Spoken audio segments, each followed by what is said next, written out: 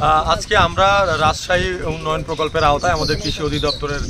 কার্যক্রমের একটি অংশ হিসেবে আজকে আমরা বগুড়ার শেরপুর উপজেলার খামারকান্দি ইউনিয়নে আমরা 400টি তাল গাছের চারা রোপণের কার্যক্রমে আমরা সকলে মিলে শুভ উদ্বোধন ঘোষণা করলাম এবং আমরা কার্যক্রম শুরু করলাম। ইতিমধ্যে অনেকগুলো চারা রোপণ করা হয়ে গেছে এবং এখানে যারা কৃষক রয়েছে এবং সাধারণ মানুষ যারা রয়েছে তারা অত্যন্ত আনন্দিত, কারণ একই সাথে যেমন সবুজায়ন হলো তার সাথে কিন্তু আমাদের যে বজ্রপাতে কৃষক মৃত্যুর যে ঝুঁকি সেটিও কিন্তু কমে যায়। এ কারণে আমরা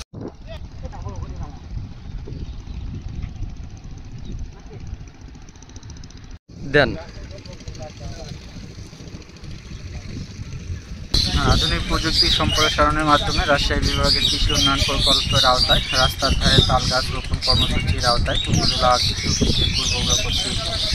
আয়োজিত আজকের এই যে আমরা রাস্তার ধারে তাল গাছ রোপণ করেছি, অত্র প্রকল্প থেকে আমাদেরকে 400টি তাল গাছের চারা প্রদান করা হয়েছিল, যেগুলো উপজেলা নির্বাহী অফিসারের উপস্থিতিতে আমরা আসলে এই রাস্তার ধারে এটা আমরা রোপণ করেছি। আমাদের